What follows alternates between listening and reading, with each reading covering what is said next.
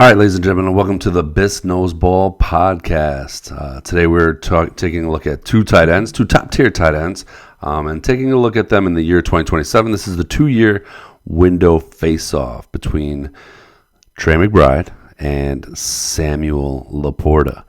So here we go, without further ado.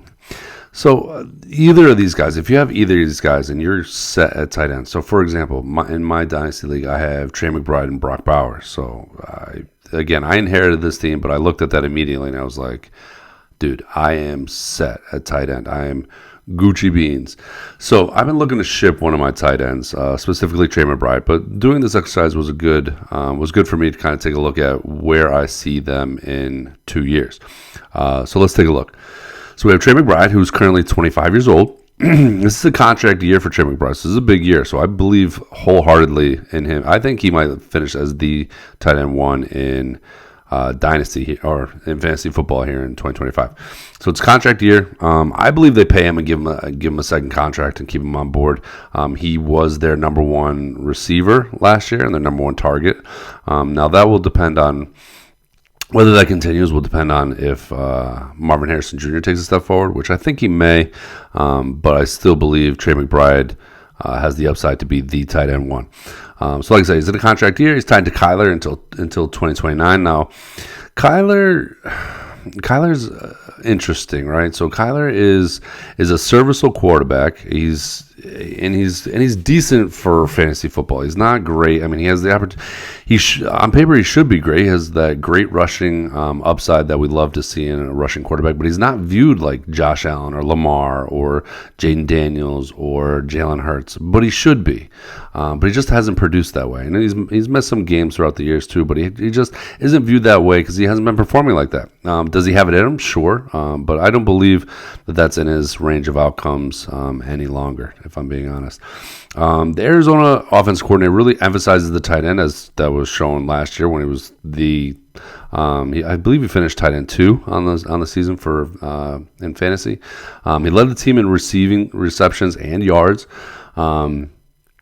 And like I said, this is all going to depend on whether Marvin Harrison Jr. takes a step forward. That will come obviously at the cost of Trey McBride. But I still believe in the tight end landscape that Trey McBride is a difference maker. And like I said, I believe he could finish as the tight end one this year in fantasy. Looking 2 years down the road, I think he's a great option 2 years down the road. Marvin Harrison isn't going anywhere. That's just only going to help that offense. I've talked about Trey Benson in previous videos. Kyler is a solid, serviceable quarterback that can get the job done, move the ball, and he really operates well as a big target in the red zone. So Trey McBride is good in my book. I'm happy to have him on my Dynasty team. But let's see what we say about Sam Laporta here in 2027. So Sam Laporta, he's got 2 more years left on his deal. So he's a year, kind of 2 draft classes younger than Trey McBride. He's tied to now. Again, he's got a quarterback for the long term. Jared Goff is under contract until 2028. They have a new offensive coordinator though in Detroit. As mentioned, Ben Johnson leaves the offensive coordinator position in Detroit and heads to Chicago, which I'm very excited about. But the new offensive coordinator in Detroit is Morton, who's known for more explosive plays. He was kind of the OC in Denver last year. But if I'm being honest, the Denver tight ends did not do anything. Like the Denver Broncos tight end number 1 was, I believe it was Noah Fant. He had 188 receiving yards. So, I mean, Sam Laporta, I think, greater sign Noah Fant, but that's a little bit scary to kind of see that comparison and how Morton used the tight end in an offensive scheme. I have to think that he highlights Sam Laporta as a weapon, but I mean, you have Jameson Williams, you have Amon-Ra, you have Gibbs, you have Montgomery. Like, there's a lot of mouths to feed in that Detroit offense. So if I wouldn't be surprised if Sam Laporta takes a step back coming up here. So my final my final verdict is I would take Trey McBride in 2 years over Sam Laporta, so 2027. I think Trey McBride has a lot more going from him. Again, he's in a contract year. I think they give him a second contract. He led this team in receptions and yards. Kyler is a serviceable quarterback, can get the job done. And then on the Sam Laporta side in Detroit, the new offensive coordinator kind of scares me. Coming over from Denver, again, the Denver tight end one had 188 receiving yards, not great. And there is a lot of mouths to feed in that Lions offense. Now, you really when you're targeting tight ends specifically, you're looking for one that has a path, at least, if not has a path to be the number 1 or number 2 target in the offense.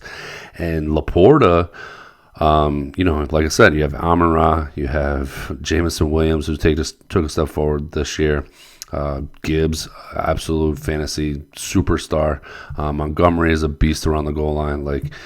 There's a lot there. And if the Lions offense takes a step back and isn't as explosive as it was in last year or the year before under Ben Johnson, I have my worries for Sam Laporta. So my advice, specifically Sam Laporta, Sam Laporta still carries that name value. He's got his rookie year. He exploded and finished as the tight end 1. People might still be in love with Sam Laporta. My advice is if you feel like you're confident and decent at tight end, is to go try to sell one of these guys, preferably Laporta, because I think McBride wins this face-off, is what I'm saying. So Trey McBride wins the face-off. Try to go sell Sam Laporta to a team that needs a tight end, and see if you can make that deal done. All right. So that is my 2-year window kind of face-off at the tight end position. Winner, Trey McBride. If guys are liking the content, please drop a like, drop a follow, comment. Let me know what kind of stuff you want me to hear. I'll be breaking down trades in future episodes, and I have some exciting stuff on the way. So follow at Biss Knows Ball at TikTok, Instagram. Subscribe to my page on YouTube. You can find me on X as well, at Birdie Biscuits. So make sure you're dropping that follow, interacting. I appreciate you guys, and I'll see you on the next episode.